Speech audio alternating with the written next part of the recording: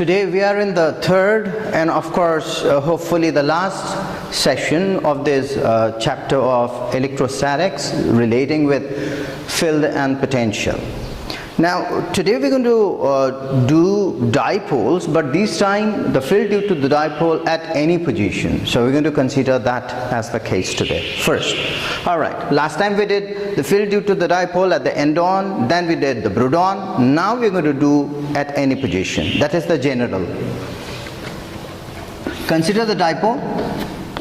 Now we'll consider a point, let's say Q, and here we want to find the field due to this dipole.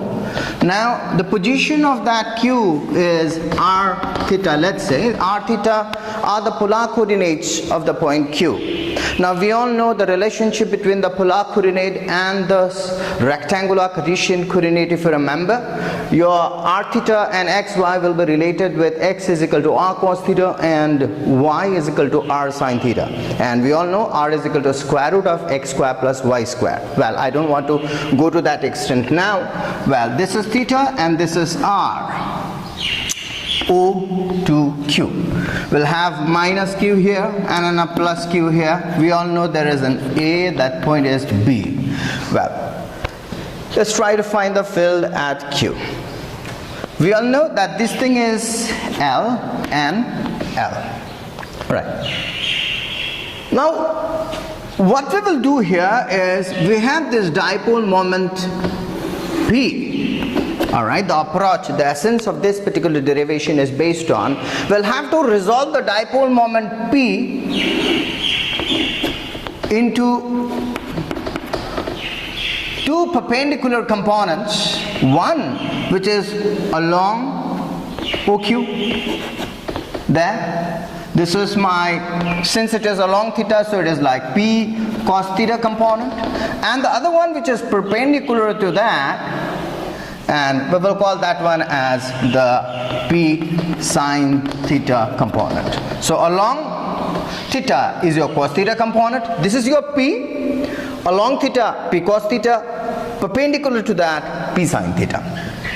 Now what do we see here is for the dipole P cos theta. Now P cos theta is a dipole and P sin theta is also a dipole. So for this P cos theta dipole, the point Q is at the end-on position, whereas for the P sin theta component, the point Q is at the brood-on position. And we will have to deal with the case of ideal dipole here when we write the expressions now, especially when we are considering this P cos theta and P sin theta, because if we go to the general expression, then it's going to be so complex. So we will take help of the ideal dipoles expression for the end-on and the brood-on. Alright. What we'll do here is first, like of course, to find the field at Q, that's like r theta due to the dipole.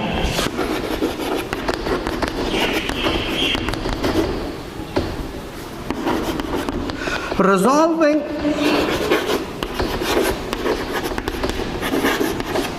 P along and perpendicular to OQ, the P cos theta component. Okay, let's write this way. It will be much more better, saying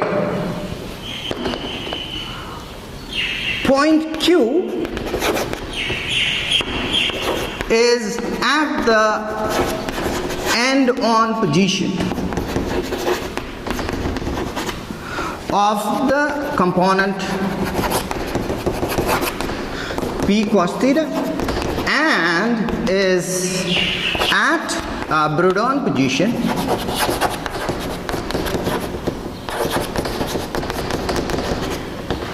of the component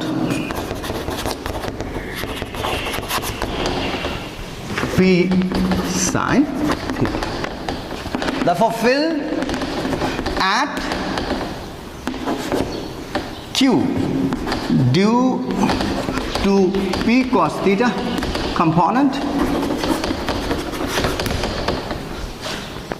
Let's write that field as we'll take this, since it is along this direction, alright, end-on field, you all know it will be directed along the axis. So that's the reason why what we'll do here is, we'll take this field here as ER field.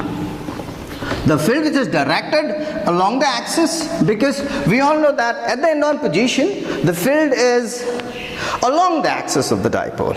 Alright, and they both have the same direction, like the dipole moment and the field, they both are directed in the same direction, and that is along the axis. So along the same line, that is along P cos theta, and that component I'll call that one as ER. So my ER will be equal to, well, we all know the expression for ideal dipole, it is for the end-on field, it is 2P, that is divided by 4 pi epsilon naught with an r cube.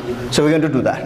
This is 2p cos theta, because here my dipole moment is not p, but it is p cos theta. See, for an ideal dipole, EE will be equal to 1 by 4 pi epsilon naught, and that is 2p divided by an r cube. There you are. So that's the case. So this is 2p, 2 instead of p, what I'm going to write, p cos theta, because my dipole here is p cos theta, divided by, of course, 4 pi epsilon naught with an r cube. That is my ER. And field at Q due to p sine theta component. Now we all know the field due to, the dipole at a Bredon position, here like this. My dipole will be directed this way, let's say, along the x-axis. Then in the other case, my field at the Bredon position will be directed anti-parallel to this, and it is directed on the negative x-axis. So the dipole along the positive x-axis, field along the negative x-axis. That's the reason why vectorially writing that one, the Bredon field, it was written as EB vectorially minus, and at the top we didn't have 2p, but this was simply a p divided by 4 pi epsilon naught with an r cube, that way. Alright, so here field due to p sine theta component, because for p sine theta component, that point Q is at the Bredon position. So here we go, we'll write this one as E theta. So we will direct that field this way. Here, this is the idea. So I'm going to go anti-parallel to this. So it's like that. Here, we'll call this component as E theta. So E theta will be equal to, since I'm writing on the magnitude, I don't have to write that minus sign here, because minus actually just means the direction between EB and a P. So I'm just going to write the magnitude part. And that is P sine theta, because my dipole moment is P here, and in this case my dipole moment is P sine theta, divided by 4 pi epsilon naught with an r cube. Now we all see that this ER and E theta, they are perpendicular to each other, because this one is along the axis, so it is here, and we all know that when we resolve this P, then this component and this component, they were rectangular components. It means they were perpendicular to each other. So that's the reason why this and this are perpendicular to each other. So here ER and E theta are perpendicular to each other. So since E theta is perpendicular to ER, the net field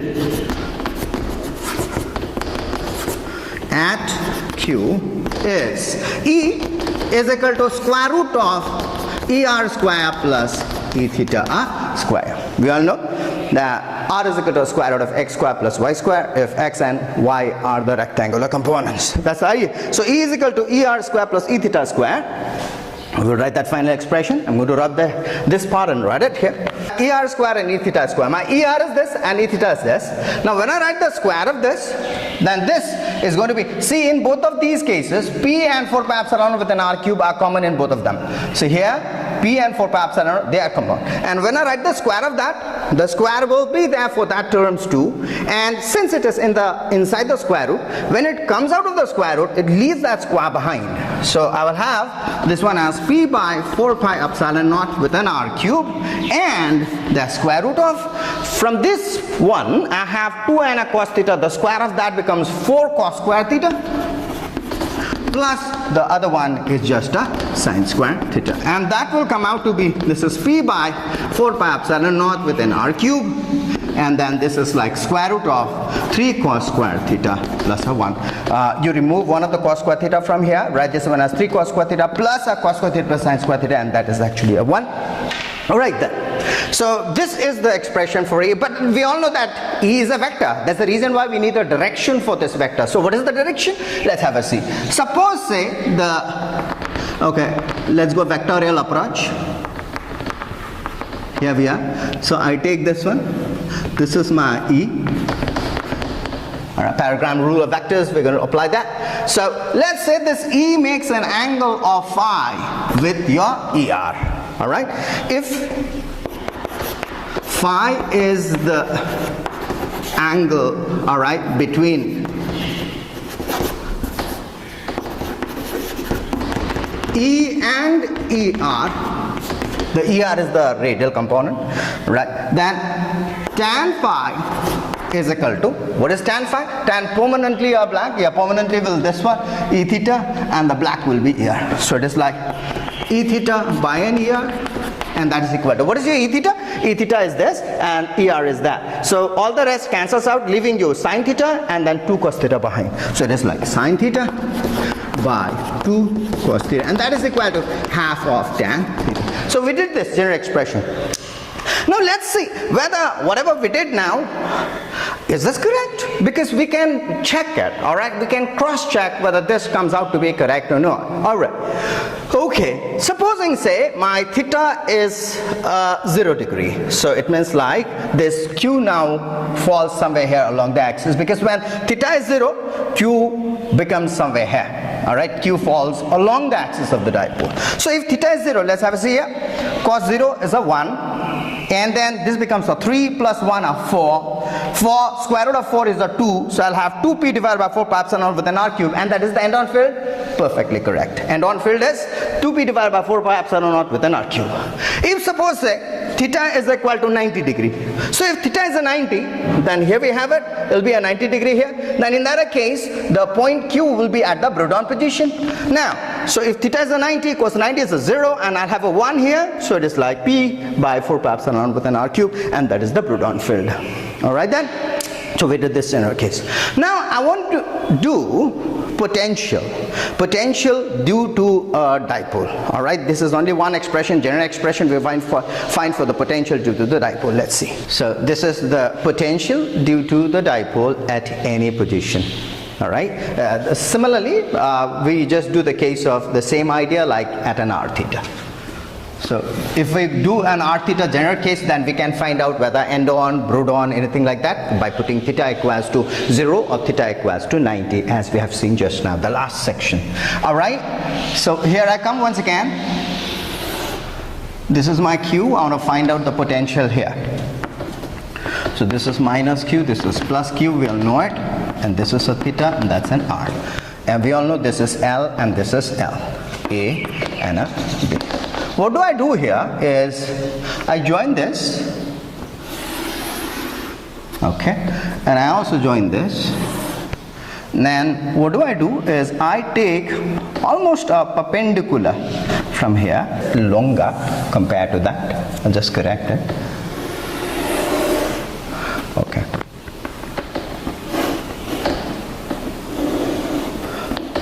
So figure wise, see what I'm trying to do here is, if this R is very, very long, alright, compared to of course L, meaning that R is so far away, then what actually happens is, we can take this and that distance is almost to be same. That is the logic we are trying to find out, because whenever we want to find the potential, then we all know we require the distance.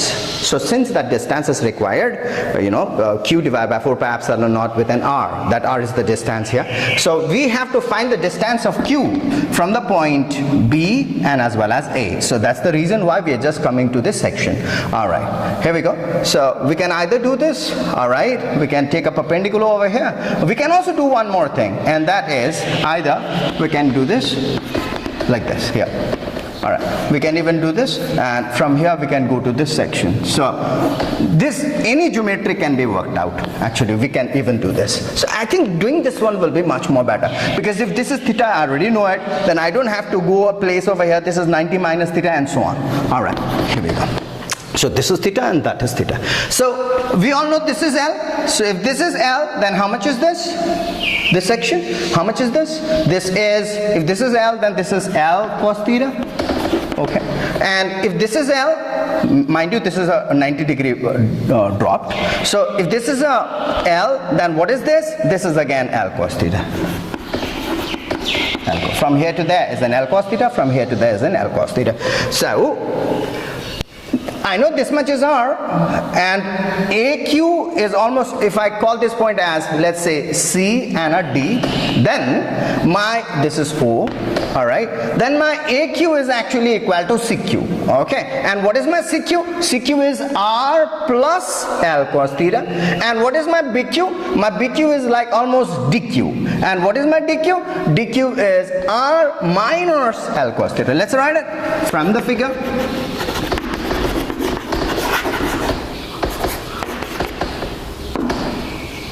AQ is equal to CQ, and that is equal to R plus L cos theta, and BQ is equal to DQ, and that is equal to R minus L cos theta.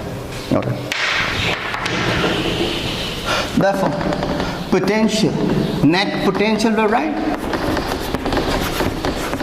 at Q, V is equal to, now we all know that potential is signed, and we know superposition comes into play. So let's have a see. What we will do?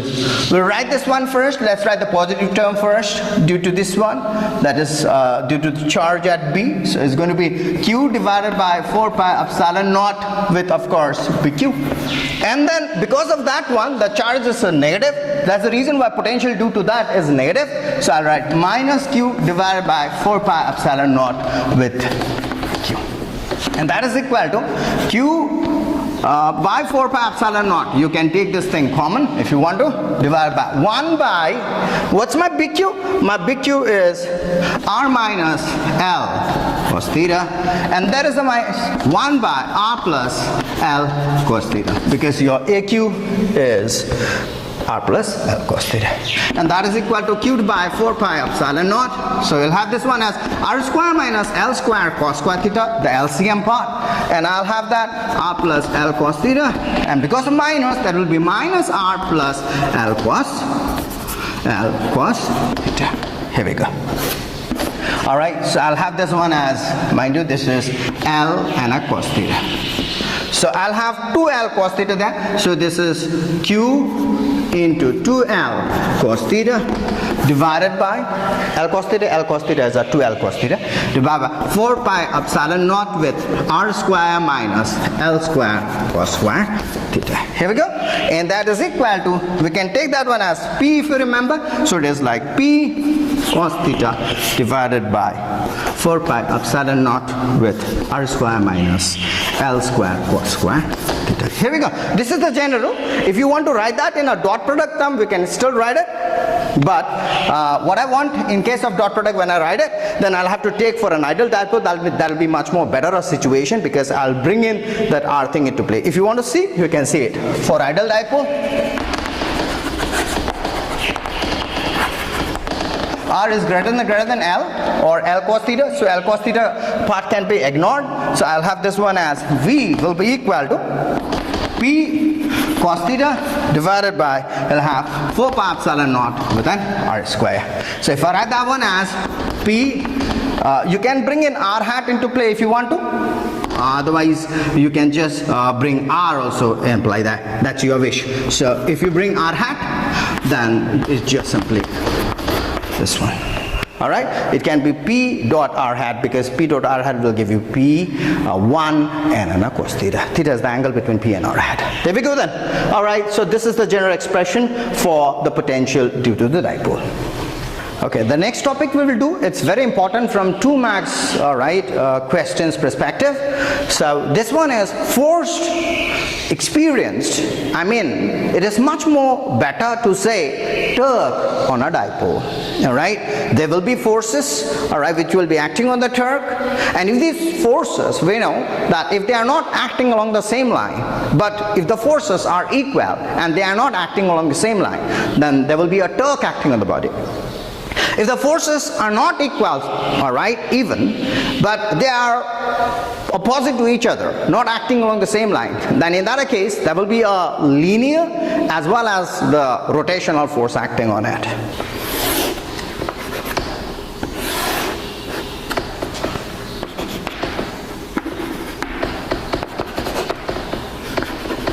So we have this dipole AB in the direction, and the direction of electric field is that. This is the direction of electric field, and the dipole moment is making an angle of theta. It means the dipole is at an angle theta with the electric field. So we're going to find out what is the torque acting on this dipole. We all know the forces, alright, on these two charges. If the field is E, mind you, we are taking as if the field E is uniform field along this direction, alright. So here also the field is like, what is the field? E, and here the field is also E, taking the field as uniform. Consider a uniform field E, alright, along as shown. So the direction is as shown in the figure. Let theta be the angle made by the dipole with the field. Alright. Now what are the forces acting?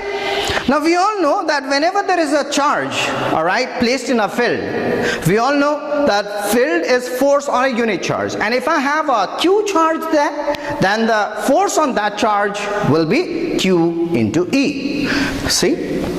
Field is force divided by charge. So what is force? Q into E, charge into the field. Alright, so force on this one, force on this charge will be, since it will be directed that way, that's positive, so that's the reason why the field comes out to be that, because we all know that in the direction of the field, the force will be acting, alright. So force and the field, since the charge is positive, the force will be acting in that direction. So QE will be acting in that direction, alright. Whereas over here, my QE will be acting in the downward direction, because we know the charge here is negative and the field is directed in the upward direction, alright. See, the concept of seeing this one is either you see this way vectorially, it will be given this. So if I have Q to be positive, then F takes the direction of E, and if Q is negative, then F is opposite to E. That's the idea. Alright, so here Q is negative, so F, this is the force QE, and this QE is opposite to E, and here this is positive, charge Q is positive, so QE is in the direction of E. It is in the same direction. Now these two forces, this QE and that QE, these two are equal forces, and they are also parallel forces. So two equal parallel forces, alright, acting on a body, but mind you, they must not be acting along the same line, because if they act along the same line, there won't be any torque, alright. So for torque to exist, the two forces must be acting along a different line. Is that okay? They must be acting along different lines, I would more say. So here, so this force is acting along that line, this force is acting along this line. That's the reason why these two forces comprises couple. The two forces QE each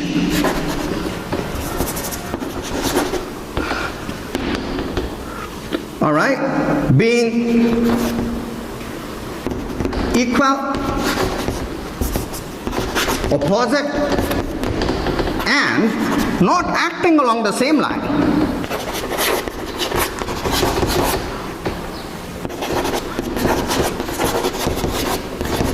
Comprise a couple.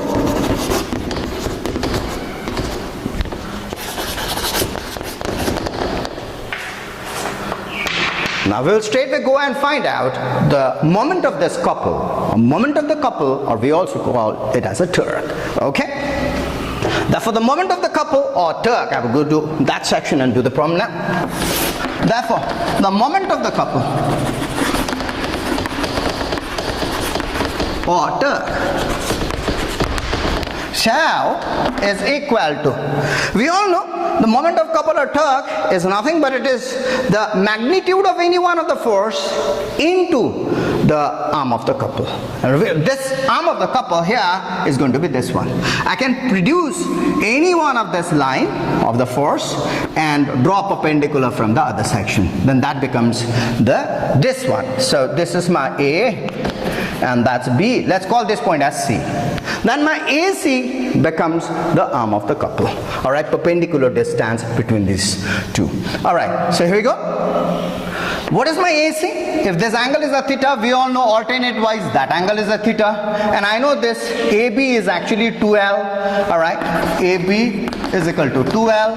And I have this AC. Your AC is equal to AB times sine theta. So it is AB times sine theta, and that is equal to 2L sine theta. My torque here is any one of the force, that is QE, into the perpendicular distance between the line of action of these two forces, and that is my AC. And that is equal to QE into 2L with a sine theta. Alright, and that is equal to PE sine theta, where P is equal to Q into 2L, the dipole moment. So it is P. So tau here will be equal to PE sine theta. This is the expression for the torque. Vectorially writing, this tau torque, alright, is a vector, and that is equal to P cross P. So I can see here, so this particular torque, we know it is rotating that way, it will rotate that way, this one, the dipole, alright, and my E is directed that way. Here we see P and E, PE, so your torque will be directed this way. That's the direction of torque, perpendicular to the plane of the board, and it is towards us. Alright, I can also represent this way because this torque will be anti-clockwise torque. So tau will be equal to P cross an E. Yeah, that's a vectorial notation. When theta equals to 90 degree, alright, so then I'll have tau will be equal to tau max. And so tau max will be equal to what? It is P into E.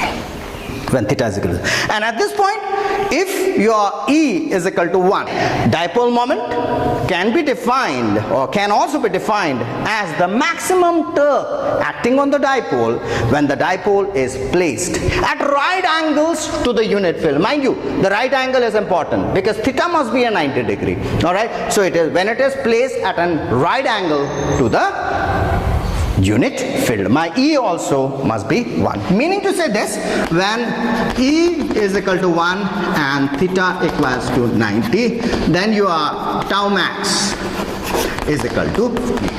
That's the idea. From there we define the dipole moment. Okay. The next section is we will find out the potential energy. Alright, we'll find out the potential energy of the dipole, alright, in some special cases. One will place it parallel, another one will place perpendicular, another one will place anti-parallel to the field, and we'll find out the potential energy of the dipole. And the next section we will do is the general section of the dipole, potential energy of the dipole in general. Alright. Okay, this is the potential energy of the dipole in various cases. Standard, but alright. In the first case we will take, let's say P is parallel to E. Case 1. So when P is parallel to E, we'll go with situation like this. So this is my E. Let's say E is directed in the upward direction along positive y-axis, let's say.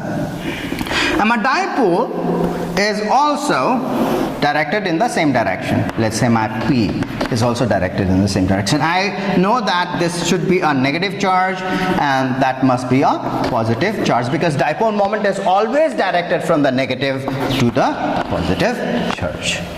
Alright, here we go then. I know that's a region. I'm not so much interested with that one now. Now we all know that in the direction of the field, potential actually decreases. So if this point has a potential, let's say V, then that point will have a potential V minus a dV. Let's say dV is the difference of potential between these 2 points. Let's write that. V be the potential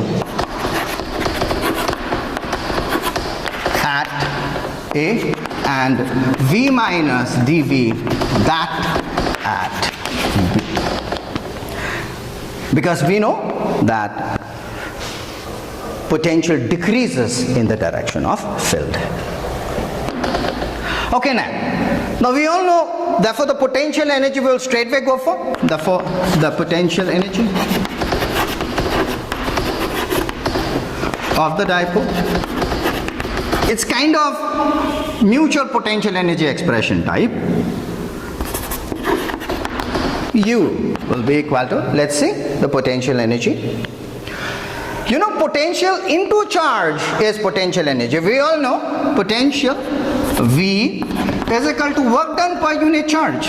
So work done will be potential into charge, Q into V, and that work done becomes the potential energy, because conservative field is the concept, if you remember.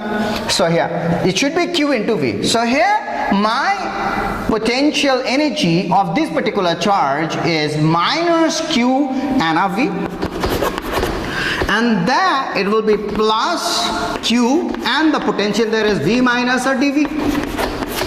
Okay, so that is like minus QV plus QV minus a Q dV, and that is equal to minus a Q dV. So in this particular case, the potential expression is negative.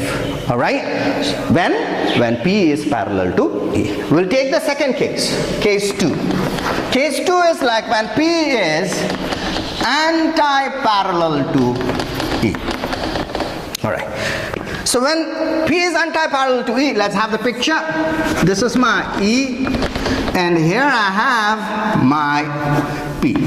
So my P is anti-parallel. We all know there must be the negative charge, and here must be the positive charge. There is my A, here is my B. Let's go with the convention, okay? Where you have a minus charge, place A. Where you have a plus charge, mark that point as B. Go with the convention always. That will be much more helpful and better. Disciplined method, I mean. All right, here we go then.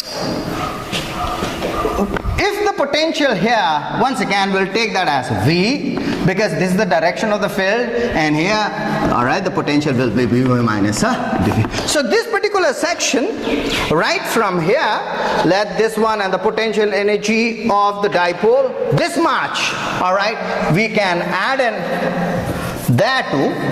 This much you can add in there too, like this section, you can add in here too. Alright, after that we will straight up go. So my potential energy here, U, generally we write UE if you remember, potential, electric potential energy of course. Okay, so U here will be equal to, now let's check this, it's like QV, here, because the potential here is V, and that is like Q. So it's like Q into V, QV, and then there is a minus, and then Q and V minus dV.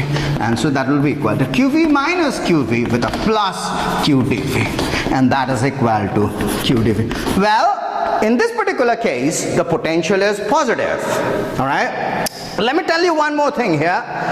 The third case, okay, let me do the third case first and then come back. My third case is when the field, all right, and the dipole, they are perpendicular to each other. So if E is the direction of the field here, all right, and I have my dipole this way. So this is like minus Q plus Q, let's say. Now if you see over here, the field is directed along the positive y-axis. We all know that no vector has a component at a right angle to it. Alright, because we know a component of a vector at an angle theta is the vector times cos theta. And if theta is a 90 degree, then we all know that cos 90 is a 0. So no vector has a component at right angles to it. So that's the reason why E also don't have a component in this particular direction. Alright, meaning to say field here, alright, and field at this point will be same. There is no field variation, alright, in this particular direction. The potential here is V, there the potential is also V, so A and B. So if that is the case, then what happens over here? The potential energy will be equal to minus QV plus QV, and that is will be equal to 0. So in the third case, when E and P are perpendicular to each other, that time the potential energy is equal to 0. We saw three cases. One, the parallel, another one anti-parallel, third perpendicular. So in all these three cases, what we see here is the potential energy in one case is negative, the potential energy in the other case, that is anti-parallel case, is positive, and the third case it is 0. It is like this is the smallest potential and slightly bigger potential is that, and still bigger than that one is this, right? But we all know that all systems tend to attain the minimum potential energy in order to attain stability. All right, potential energy expressions can lead you to stability. All right, so what we come at this particular situation, and that one we will see here, is if you see what are the forces acting, all right, on these charges, that QE and a QE here, so field is E, so force is QE, and here also QE. Here the force is directed downward, and here the force is directed upward. See, the force QE will be directed down because E is directed, the charge is negative, and here Q is positive, so the force is direct. These two forces, they are opposite, they are equal opposite forces, but they are acting along the same line. So since they are acting along the same line, there is no torque acting on it. All right, the forces are balancing, there is no torque, it means zero torque. It is a case of equilibrium. All right, but what kind of equilibrium is it? All right, then if you see it, since it has a minimum potential energy in this particular configuration, this should be the case of stable equilibrium. All right, because in case of stable equilibrium, all right, the potential energy is minimum. All right, what actually, it's not only the case of stable equilibrium, the potential energy is minimum. Actually what happens is, suppose say I just fidget around with the dipole and I just alter the direction of dipole, let's say by an angle theta, let's say in this particular case. So if I move the dipole by an angle theta, then what happens is, at this configuration, the force QE will be acting this way, and the force, another force minus Q here. So that's the reason why my QE will be acting downward. I won't say minus, but QE will be acting downward because of the negative charge here. All right, so if this is the case, then what happens is the torque, look at the torque here, this particular torque will be acting, all right, and what will the torque do? It will slowly rotate the dipole back in the direction of E. So it means even if you move the dipole at this particular configuration, the torque will bring the dipole back. All right, this is the case of stable equilibrium. All right, even if you touch the body or move the body at this point, and if the body comes back to the same configuration, then we say that particular equilibrium condition as a stable equilibrium condition. But if you go to this particular situation here also the forces are equal. They are opposite. See, the force on that one will be directed this way, and the force on that one will be directed that way. Two forces will be directed this way, QE and QE. So if that is the case, all right, they are directed opposite to each other, all right, they are equal, they are opposite, they comprise couple or not? Because no, they don't comprise couple. All right, reason is because they are acting along the same line. So since they act along the same line, two equal opposite forces but acting along the same line do not comprise a couple. So since they don't comprise a couple here, all right, it is also the case of stable, equilibrium, I would say. I won't say stable equilibrium, but this is a condition of equilibrium. But what kind of equilibrium is that? Now let's move this, all right, any direction. You might say that, sir, you moved in the same direction. Okay, let me move you the other direction. Yeah, let me move this way. All right, here, what is the force acting now? So I know this is QE. And in which direction the force will be acting? That way, it will be QE. Now what will this torque do? This torque is an anti-clockwise torque. So what will the torque do finally? It will rotate the dipole and finally bring the plus Q charge up there and minus Q charge down here. Plus Q charge up there, minus Q charge down here. So it will take P, all right, and orient it parallel to E. All right, so it means once this dipole is moved, all right, slightly moved from this, all right, this particular situation of anti-parallel, then what will happen?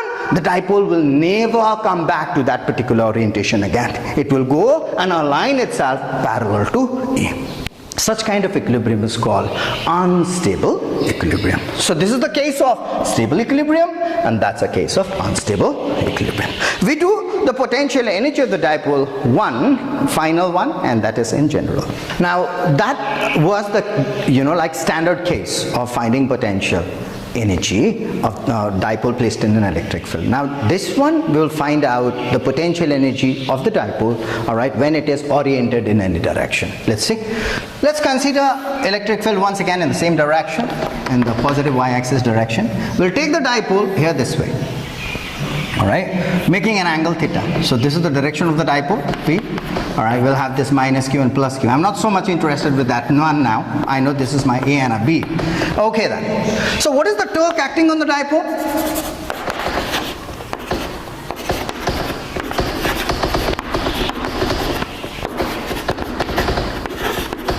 Tau will be equal to, we just know it is P cross E, and that is P E sine theta. And I know you all know what is P, right? P is Q into 12. So this is the torque acting on the dipole, P E sine theta. Now the work done for a tiny displacement d theta, let's say, against this dipole. So work done for a tiny displacement or incremental displacement. Let's just write displacement. Angular displacement is the case actually. Work done for a displacement d theta, you understand? Alright. So dw will be equal to tau d theta.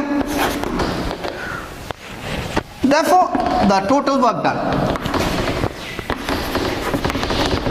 Now this total work done will be done in two separate cases. One is the case of, alright, to take it from 90 degree to theta. Another one is, alright, take it when it is at a parallel position to E to the angle theta. So there will be two cases. So work done, that's the total work done. The total work done will be in cases like case 1.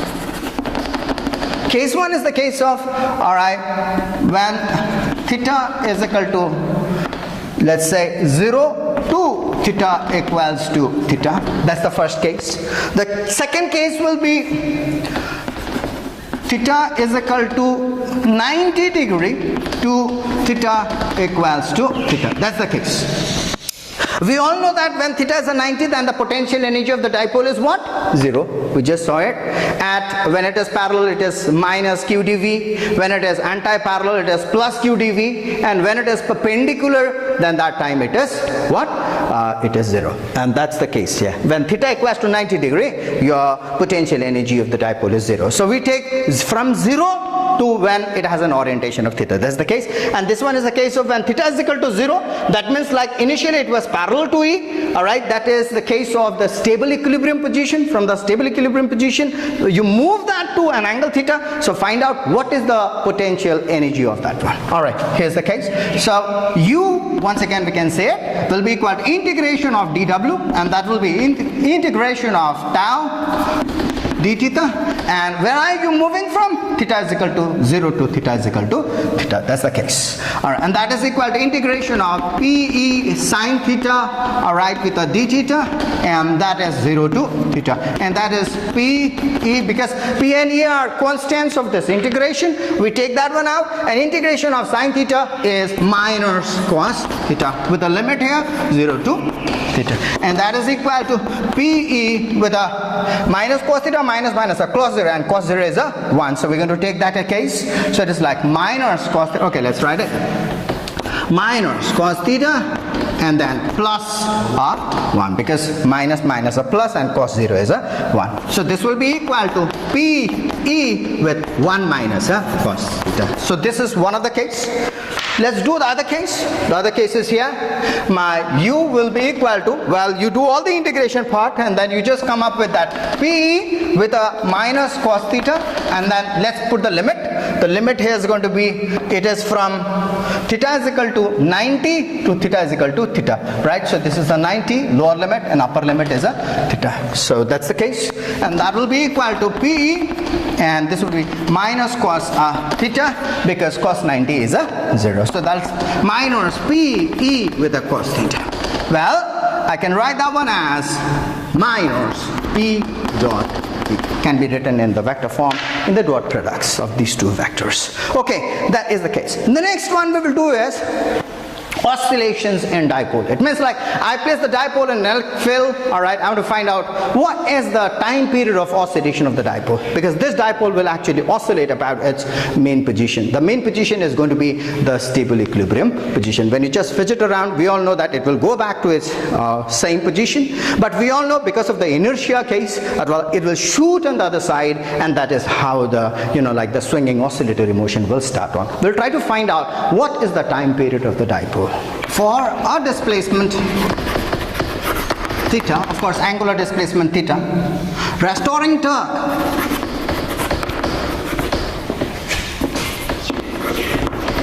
acting on the dipole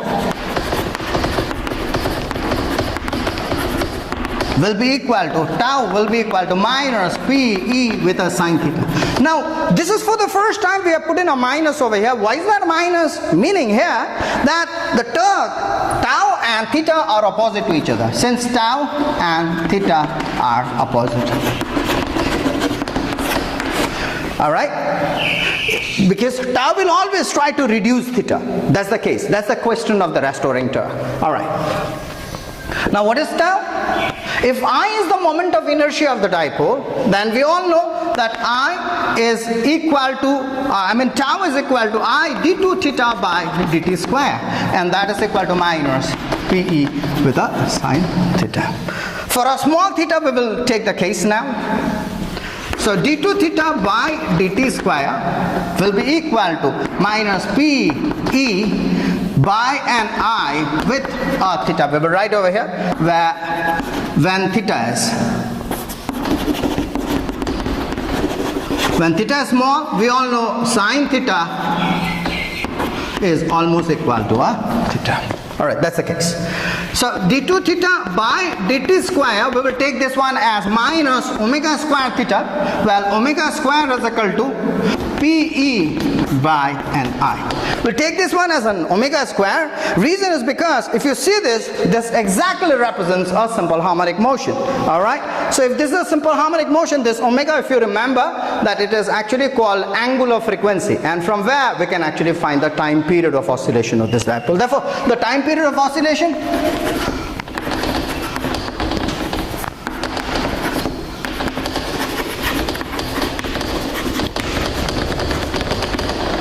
capital T is equal to 2 pi by an omega, and that is equal to 2 pi, and your omega is this square root of, so I'm going to place that one as square root of I by a PE. So this is your time period of oscillation, from where you can also find the frequency. Okay, we'll in like very short understand natural dipoles, alright? Where actually we experience the dipoles, or what kind of substances do have dipoles. We know in conductors there are charge carriers, okay? But if you look at insulators, then in insulators we don't have free, alright, carriers, charge carriers, I would say, alright? So in that case, what actually we have in them is we have this dipoles, alright? So it doesn't mean that all insulators do have a dipole. In some cases they have dipoles. It means their atoms and molecules are natural dipoles. And if they are still not a dipole, then what happens is when they are placed in an electric field, when the insulator is placed in an electric field, then the centers of these charges actually separate out, and then they become a dipole. So if you place a polar dielectric means an insulator, alright? So if the insulator can be polar as well as non-polar. So if it is polar, it means it is already a dipole, okay? What actually are polar substances? Let's try and understand polar substances. In an atom or a molecule, generally don't happen in an atom, I would say, from my perspective. So I would more go with a molecule. So in a molecule where the centers of this positive and the negative charge do not coincide, if the centers of the positive and the negative charges in that entire molecule do not coincide, if the centers don't fall in the same place, then if there is a tiny separation between the centers of these charges, then in that case, that particular molecule becomes a polar molecule. Take for instance water molecule. We all know in a water molecule, because of the orientation of the hydrogen atoms, alright, with respect to oxygen atoms, since it is not symmetrically distributed, that's the reason why the hydrogen, all right, the electrons in that covalent bond between the oxygen and hydrogen atom are more, because of the electronegative character of oxygen, is more shifted towards oxygen, as a result of which oxygen attains a negative charge, all right, slightly, whereas the hydrogens will attain the positive charge. So if you look at the entire molecule now, then the centers of the positive and the negative charges no more coincide, and as a result of which this particular molecule is a dipole molecule. So water is actually a dipole molecule. There are plenty of, very good reasons we have water being a dipole, all right. Advantages, I would more say, advantages of water being, water is a universal solvent, we all know. It acts as a solvent. It is because of that particular character called the dipole nature of its molecule. Okay, well, I'm not so much interested with that one right now. What I'm interested here is when, all right, the insulators are placed, all right, in an electric field, and if they are naturally dipoles, all right, then in that case their dipole moment slightly increases. That's the case. So suppose, say this is the dipole, say this is a plus and this is a minus of the dipole, all right. Then here we go, all right, let's say we'll take this way. Of course the orientation will take place in that form, all right. So we have this electric field places over there like that. Then the molecules of the, this particular substance will all orient in that direction. All the positive will be repelled that way and all the negative will be attracted, all right. And as a result of which, what happened? This orientation takes place there. Now if they are already a dipole, then this particular dipole moment P, the separation increases more. So, and since the separation increases, the dipole moment P actually increases in value now. Like say it becomes P dash, and this P dash, since the charges are still the same but the distance increased, and we know dipole moment is P is Q into 2L. Since the L increases, here the dipole moment value also increases. Okay, this is the case of when it is already a dipole. But supposing, say, all right, if the particular molecule, the centers are coinciding and it is not a dipole, then in that case what happens? Now it is placed in an electric field. As soon as it is placed in an electric field, this particular centers of the positive and the negative charges now will slightly separate from each other. The negative charge will come this way because of the attraction, and the positive charge will be repelled away slightly. So see here, it is a non-polar, but it became a polar. All right, it is non-polar, but it became a polar molecule when it is placed in an electric field. So the dielectrics can be polar as well as non-polar, but when it is placed in an electric field, either the dipole moment increases if it is already polar, and if it is a non-polar, then it actually becomes a polar. All right, that is what happens when you place a dielectric in an electric field. Now, natural dipoles, as I told you, water is an dipole. So on the other case, if you remember, let's say antenna, all right, antenna actually produces an oscillating dipole, all right. We just say antenna is an oscillating dipole, and from where actually electromagnetic waves are either originated or it absorbs this electromagnetic radiations. Okay, we'll understand that when we do the chapter called communications. This is at the end of this particular syllabus we have it. All right, on the other hand, even microwave ovens also, we have the same thing in microwave oven. There also we have this oscillating dipole, and this oscillating dipole actually makes the water molecules which are polar, and these water molecules actually dances or vibrates with a greater energy when it is placed in an oscillating dipole of the microwave oven, and as a result of which, since they start vibrating more and more with a higher energy, all right, this energy actually cooks the food where these water molecules are present. That's the idea. All right, now I'll go to the next section of what happens when a conductor is placed in an electric field. Okay, what happens when an insulator is placed in an electric field? We got it. But what happens when a conductor is placed in an electric field? But to do this one, I'll have to come to an idea of something called as lines of force, all right, otherwise called as a field lines, the concept of which was originated by a guy called Faraday. All right, Faraday came up with an idea that this positive charges, all right, or negative charges, whatever it is, whenever there is a field, to be more precise, okay, that whenever there is a field, then this field can be represented, all right, by lines, all right. They have these lines, and these lines are actually called fields. Now, what is actually this lines? Okay, if you say it, then these lines are such a line. They are not exactly imaginary line, mind you. They are not an imaginary line. So field lines, all right, are the lines, okay, in an electric field. They are actually present, mind you. This electric field are actually present. Like we have this chairs and tables, exactly in the similar fashion, these electric field lines are also there. Alright, so what are they? These are the lines such that if you draw a tangent at any point, alright, then it gives you the direction of electric field at that point. So what are field lines? These field lines are the lines, alright, such that at any point if you draw a tangent, alright, on this line, then it gives you the direction of electric field at that point.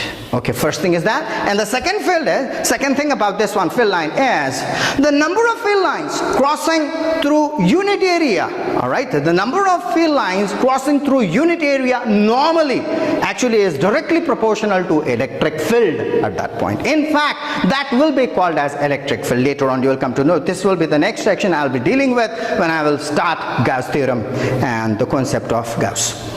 Okay, alright, so what is it? If you talk about the field lines, the number of field lines crossing through any area normally, then that actually will be called as a flux, and that flux per unit area is actually called the field. Alright, see the concept of field. Let's understand this, a tiny idea about this field lines. Okay, suppose this particular charge is creating field. Now we all know these are the field lines. Okay, the first thing is these are the field lines we have it. Alright, let's say there we have this field lines, doesn't matter, suppose it is going that way. Alright, now at any point over here, if I want to find out this, alright, this point, if I see this point over here, point P, alright, then I go to this point P over here and I take a tangent, alright, along this curve, alright, along this curve I take a tangent, then this tangent gives you the direction of electric field at that point.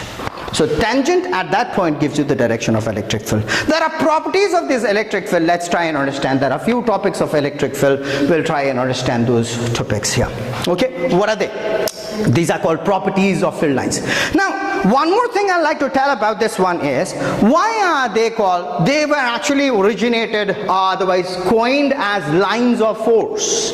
But later on, alright, physicists, alright, and scholars started naming that one as, no, this must not be said as a lines of force, but field lines are a preferable term. Why is that? Let's see.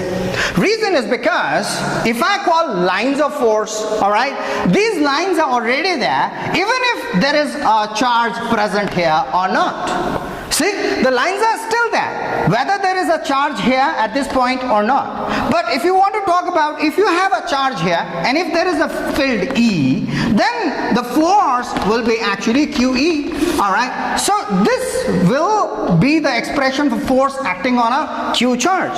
So, but then this field line is still there, whether the charge Q is present or not. So, lines of force is a hype term, I would say, compared to field line. So field line is better term compared to the lines of force. Okay, so what are the properties of field lines? Let's see. First thing, the field lines originate from a positive charge and they generally terminate on a negative charge. Mind you, alright, they generally not even terminate on negative charge, they even terminate on even a conductor, even if it is charged or not, mind you. Alright, that is the second case which I want to stress on. I'll come back to that one. Okay, first. Second is, no field lines intersect each other. Alright, so if there are two field lines, these two field lines never intersect each other. Now why don't two field lines intersect each other? Reason is because, see, the tangent to this gives the direction of an electric field, and the tangent to that gives the direction of electric field here. Alright, so but then we all know that a vector cannot have two different directions at the same point. That's the reason why these two field lines will never intersect each other, because if they intersect each other, then you will have the direction of two different directions of the field. Alright, that's the reason why we don't have these field lines intersecting each other. These field lines, they behave as a stretched elastic string.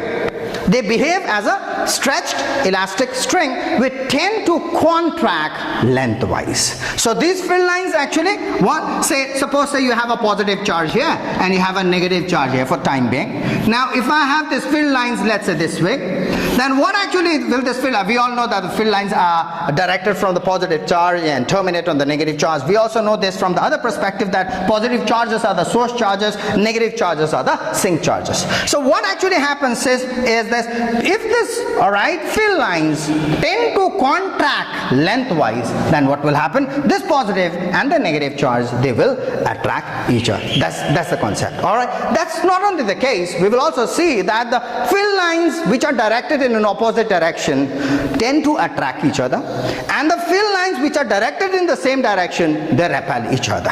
Alright, so that explains repulsion. Suppose you have a positive charge here, you have another positive charge here. The field lines because of that one will be directed this way. The field line because of that one will also be directed that way. And mind you, these two field lines should not be intersecting because they are repelling each other, because they are directed in the same direction. So what actually happened? They are repelling each other. The two charges are repelling each other.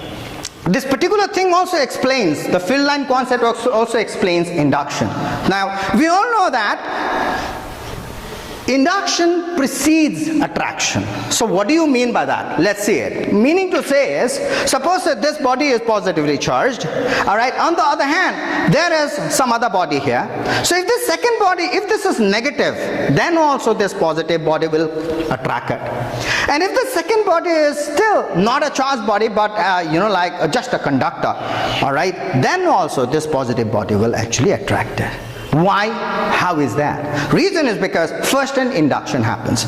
Because of induction, the near layer, otherwise the near end of this second body will have negative charges, opposite charges. Let's say if this is positive, then this will be negative, and on the far end there will be positive. Because of this negative charges, being closer to this one, and the positive charges are far away from this positive charge, so the force of repulsion between these positive and those positive will be smaller compared to the force of attraction between this positive and this negative. So that's the end result is the negative force will actually be dominant compared to the repulsive force. That's the reason why this body will still be attracted. So this second body, whether it is a oppositely charged body, otherwise if it is a neutral body, still it will be attracted. And how did that happen? Actually because of induction. So we say, induction precedes attraction. So first the induction happens, then the attraction. Now let's see, suppose here is let's say a conductor, but it is a neutral body. Now you have these field lines originating here, let's say. The field lines are all in that direction. So what actually happens is, these field lines go first and terminate over here. You know why do they terminate? Mind you, this is not even a negative charge. I told you then, the field lines actually go and terminate on negative charge, and I told you that time that not only a negative charge, but it is just a conductor but a neutral, still then also the field lines must go and terminate on it. Alright, so here. So these field lines will go and terminate on this particular part of this conductor. Mind you, it is neutral. Reason is because what happens is, first an induction happens. Because of induction, these will be the negative charges, and there equal separation of positive charges will happen on the other hand. Alright, so since these are negative now, and then these field lines will go and terminate on this negative end of it, and as a result of which there will be an attraction obviously, and since there are positive charges over here, the field line can again start from the other end. Well, interesting. What do we see here is, well, what happened to the field inside it? What happened to the field line inside it? So if there are no field lines inside the conductor, definitely there is no field inside the conductor. We'll try and understand that one. That would be of course the final section, I think. Alright, but before that one, we'll try and understand something called as equipotential surfaces, because I'm trying to finish this chapter today. Two more topics to go, very quickly we'll do. Okay, what are equipotential surfaces? Whenever there is a field, we can always imagine surfaces which has equal potential on it. So those surfaces are actually called equipotential surfaces. Suppose that the field line is directed along the positive x-axis. We can always imagine, parallel planes perpendicular to this x-axis, let's say aligned along y-z-axis. So these planes will all have equipotential surface. Let's say the field is directed that way. Here we go. Field is directed that way. Then these surfaces over here, mind you, they are the two-dimensional surfaces. This surface, that, all these surfaces are actually called equipotential. Suppose that here the potential is V1, there V2, there V3, and so on. So it means all points on this surface will have same potential, and that is what? V1, and here V2, here V3, and so on. Those surfaces are called equipotential surfaces. Alright? Equipotential surfaces can be planar, can be spherical, can be of any kind of orientation. We can see that especially due to the single charges. Alright? Otherwise linear field, line charge, there will be, let's suppose I have a line charge. Suppose this is a line charge. It means it is a wire carrying current, so it means it has a charge there. Then in that case there will be a cylindrical kind of, alright, equipotential surfaces. Yeah. Alright, all points on this particular cylinder, on the surface of the cylinder, will have same potential. You go another. Here, another cylinder like that. This cylinder again, on the surface of that cylinder again, there will be another potential. Suppose here is a VA, there is a VB, like that. So those surfaces are actually called equipotential surface. I'll do a particular point here called the lines of force, otherwise the field, is always directed perpendicular to an equipotential surface. A field is always at a right angle to an equipotential surface. Whether the field is originating from it or otherwise terminating on that particular body, doesn't matter, but the field E is always perpendicular to an equipotential surface. This is the 2 marks question, and I'm going to do that next. Quick. Alright, consider that's a surface, and this surface is an equipotential surface. In this connection, I want to tell you one thing. Suppose say you have these kind of bodies. If you remember the pointed ends in the first chapter, if you go, then the charge density over here, let's say sigma A, and the charge density over here, let's say sigma B. Alright? This sigma A and sigma B, mind you, the values are different. Surface charge density. Alright? This surface charge density and that surface charge density are different. Mind you, this surface charge density will be more compared to that one. Alright? So it means on a body, alright, on the surface of the body, we all know that charges always reside on the outer surface of the conductor. But then on the outer surface also, it doesn't mean that for an equipotential surface, you need to have equal charges on all the surfaces in question, or all the points of the surface in question. No. The charges will distribute in such a way in order to make the potential equal. So it means at some corners you will have more accumulation of charge compared to the flatter surface where you have the smaller charges there. Suppose in a conductor the potential is not same, then what happens? Potential in a conductor, say the potential is not same. It means a surface of the conductor is not an equipotential surface. What happens? Let's see. Now suppose let's say this.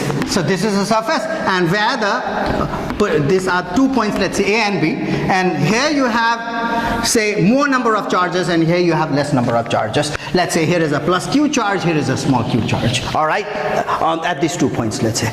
So it means the potentials are not same, let's say, in this particular case. But what happens? The charges, more charges from here, which is at a higher potential, let's say VA, and that point, let's say VB. Once again, even the more charges doesn't mean the potential is high. It depends upon the configuration, as I told you. So we must be more focusing on the higher potential and the lower potential. So suppose a VA is a higher potential compared to VB. Now what happens?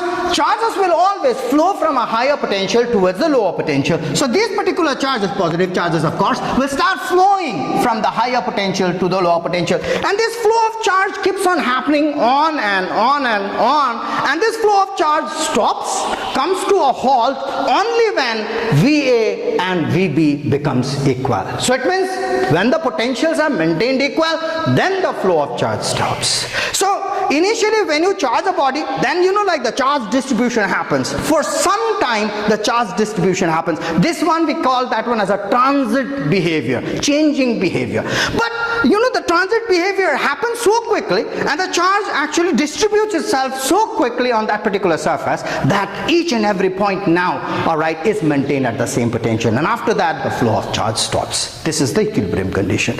Here we go. We are considering this particular surface as an equipotential surface. Now my topic here is, if there is a field, let's say this is the positive body, so field will be directed in the upward direction, let's say. Now here, well, what I'm trying to do here, I'm trying to find out, say that, suppose say the field is not at an angle of 90 degrees. Well, okay, let's make it something like this. That'll be much more better. Suppose that this is the direction of the field, and the field makes an angle theta, let's say. Okay, with the tangent to this particular surface. All right, let's take 2 points on the surface over here, very close points, let's say A and a B. Okay, let E be directed at an angle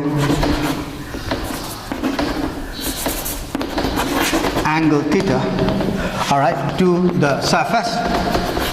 Of course, tangent to the surface, but we can say to the surface, all right, at O.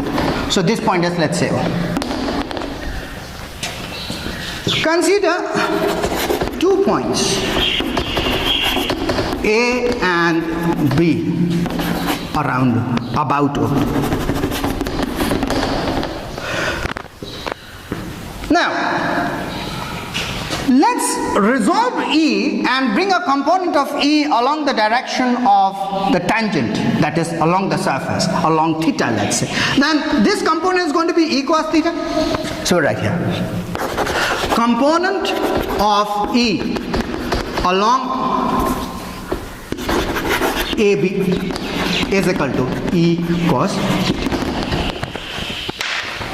To move a charge Q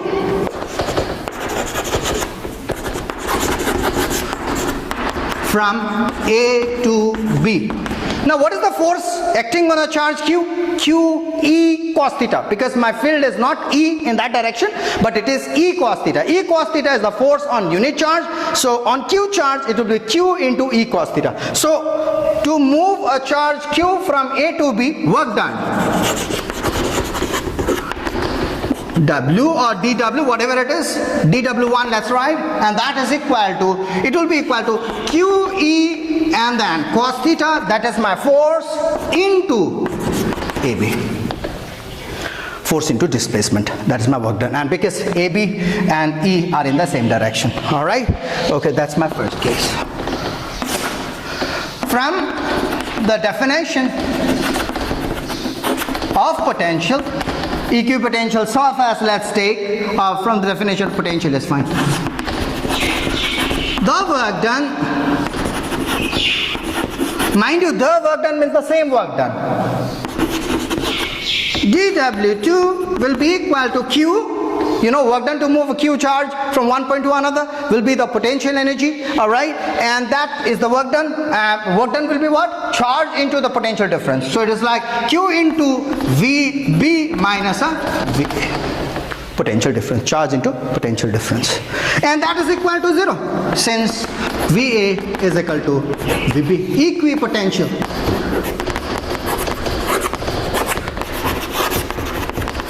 That's the striking point of this particular derivation here.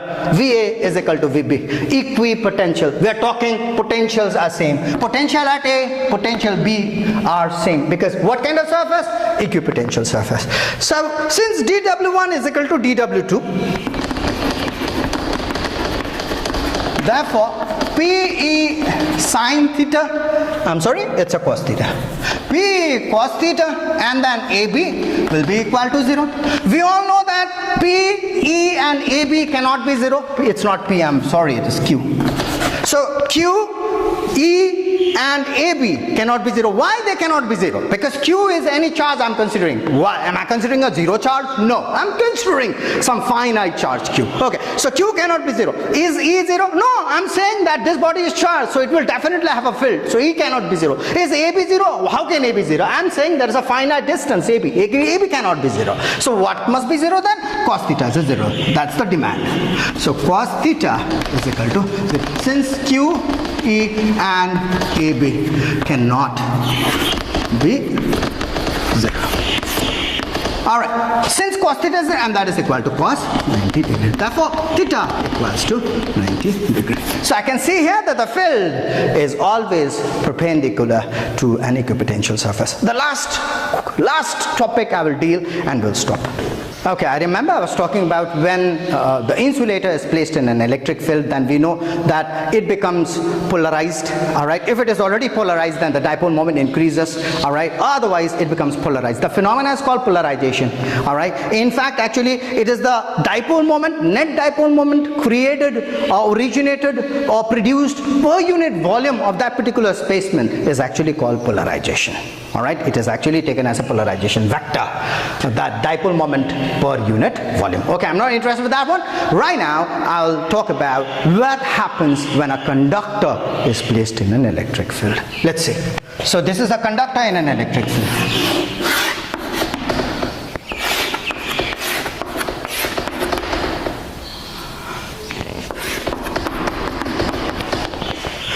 Now suppose say this is the conductor and here is it's placed in an electric field E. We all know what happens. We know that this conductor will have free charges in it, and this free charges we know free electrons. So what will free electrons do? The free electrons will start accumulating this end. Why will it start accumulating that end? We all know that if a charge Q is placed in electric field E, then the force experienced will be QE. Here the electron E, small e, will experience a force, the force on an electron F will be equal to E, capital E. That's the magnitude of the force. What is the direction? Because charge of an electron is negative, this force will be opposite to E. We all know F is equal to QE. There, F and E. So if E is directed that way, but since this one here, minus E, let's say. That's the case. So field and the force, in case of electron, they are opposite to each other. So that's the reason why these electrons, the tiny electrons, will start experiencing that force, and these electrons will start accumulating at this end. So because of that force, these electrons will start experiencing the force QE, E, capital E, and these, because due to that one, this will be attracted towards this end. They will all migrate towards this. So when the electron starts migrating this way, then what happens at these ends? The atoms, because of the dearth of electron, because of losing of electron, they will actually start having positive charges there. All right, the positive charges will start originating there. Now what will happen? When this charge accumulation starts happening, then a field is created, and this field will be because of the separation of the charges, and this positive charge, here the negative charge, so there will be an internal field created, and this internal field will be directed from the positive towards the negative charges. So we see here that there will be, all right, electric field E in the outside of this particular conductor. Now this particular conductor, this particular field will also be acting on the charges inside the conductor. Okay, fine.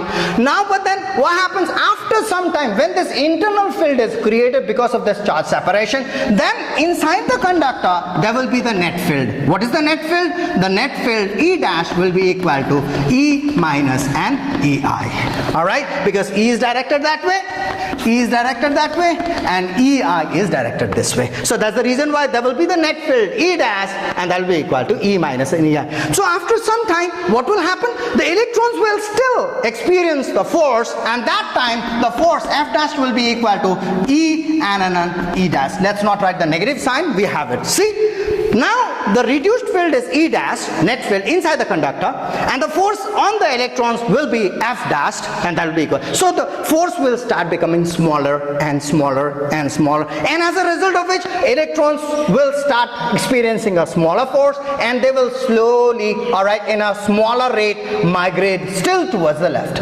Now this migration will keep on happening and happening and happening. At one point of time, the internal field will be so big because of this charge accumulation. The charges, positive charges will be so enough here, and the negative charges will be so enough here, all right, that the field, internal field, will actually equate the external field. All right, this field will become so big that internal field will become equal to the external field. When this internal field becomes equal to the external field, then the net field E will be equal to 0. So when the net field E is a 0, then what will happen? No force will be acting on the electrons anymore. So it means there won't be any charge separation happening there. All right. So when this particular phenomena is happening, this phenomena is actually still called as a transit state. All right. So during the transit state, all this separation happens, but this happens so quickly, and as soon as some blink of time, what happens is the field inside the conductor, actually the net field inside the conductor becomes zero. So what we learned, the field inside a conductor is actually a zero. That's the reason why. So when a conductor is placed in an electric field lines come, they terminate at this end. We all know induction happens, and on the other hand, the field lines originate. Here we go. See, that is how the field line goes. Okay, the field line terminate here, field line originate from there. What happens inside? No field lines, because there is no field, all right, inside the conductor. So when there is no field inside the conductor, what happens? So field inside the conductor, E is equal to 0. When there is no field, we all know E is equal to minus of dV by dx or a dV by dr or whatever. So dV by dx is equal to 0 because field is 0. So what happens? V is equal to a constant. Since dV by dx is 0, so derivative of a constant is a 0. So V must be a constant. So inside a conductor, there is no zero potential. Inside a conductor, there is a potential. And what is that potential? But that potential is a constant. Alright? And that constant potential is same as that on the surface. Whatever is the potential on the surface, because we know a conductor is an equipotential surface. So whatever is the potential on the surface, alright, that same potential exists inside the conductor. Thank you very much. We have come to the end of this session and also the chapter. The next we will talk about Gauss theorem.